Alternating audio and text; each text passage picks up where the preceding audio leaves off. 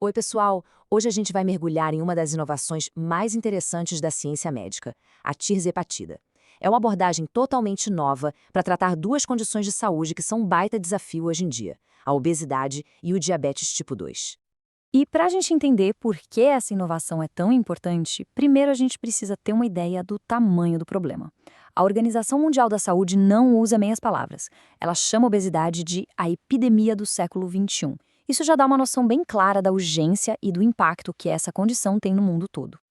Então vamos começar pelo básico, né? Entender a obesidade como um desafio de saúde global. Afinal, o que ela é? Bom, é uma condição crônica que acontece quando existe um acúmulo excessivo de gordura no corpo. E isso vai muito, mas muito além da questão estética. Na verdade, ela acaba aumentando o risco de várias outras doenças, como diabetes tipo 2 e problemas do coração, afetando o bem-estar como um todo.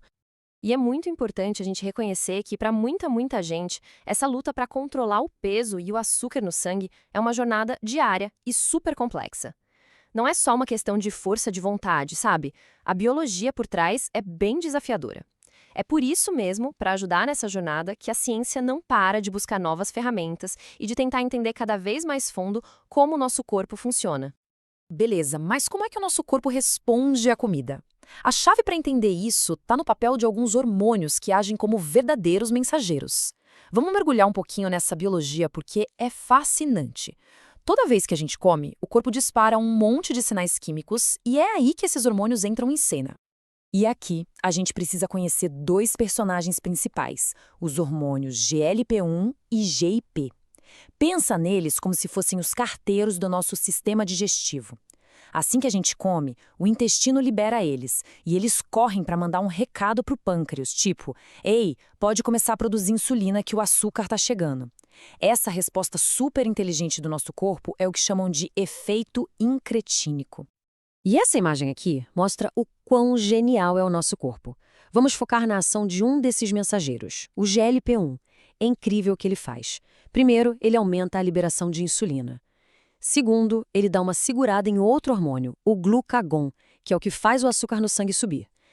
Terceiro, lá no cérebro, ele ajuda a diminuir o apetite.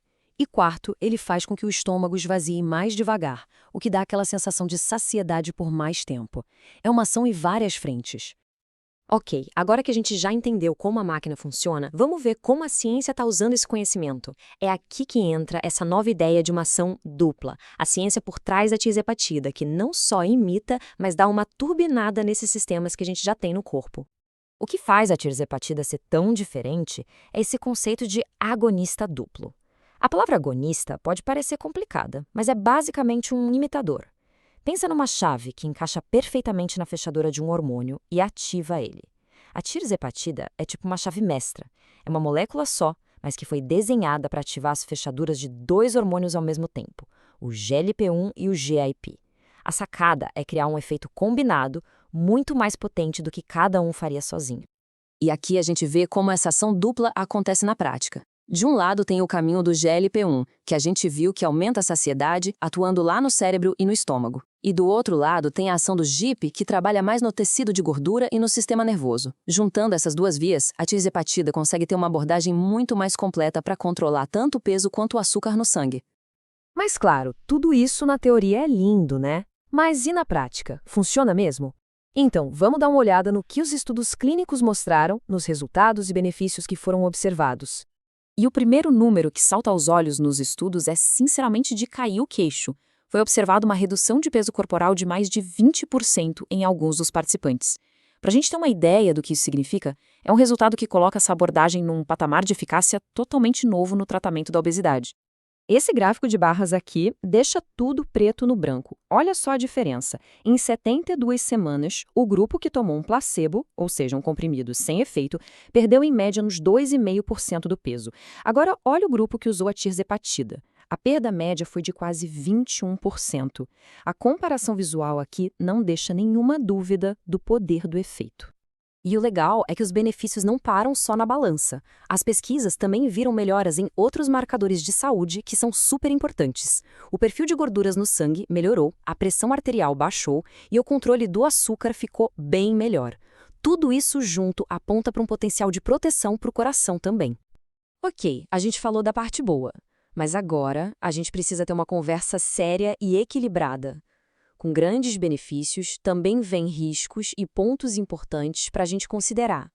É fundamental conhecer o quadro completo, saber de tudo.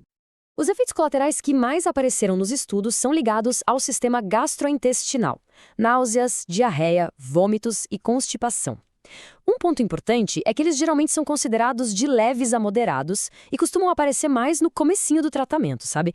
Depois, a tendência é diminuir conforme o corpo vai se acostumando. Mas calma, existe uma estratégia para ajudar a lidar com isso. Geralmente, o tratamento começa com doses mais baixinhas, que vão sendo aumentadas aos poucos ao longo de semanas. Esse ajuste gradual, que precisa ser feito sempre com orientação profissional, ajuda o corpo a se adaptar, o que melhora a tolerância e diminui o desconforto. Agora, atenção máxima aqui, pessoal. Esse ponto não tem talvez, não tem mais, é inegociável. Existem contraindicações que são absolutas. Pessoas que têm histórico, seja pessoal ou na família, de certos tipos de câncer de tireoide ou de uma condição rara chamada neoplasia endócrina múltipla tipo 2, não devem, de jeito nenhum, usar esse tipo de medicamento. Por isso, a avaliação médica detalhada antes de tudo é essencial. E com isso, a gente chega na pergunta final, né? Será que a gente está diante de uma revolução no tratamento da obesidade e do diabetes? Ou será que é uma ferramenta super poderosa que, como qualquer outra, exige muito cuidado e responsabilidade? A ciência parece mostrar que a resposta talvez seja as duas coisas. E entender essa dualidade é o primeiro passo para a gente caminhar para um futuro com mais saúde.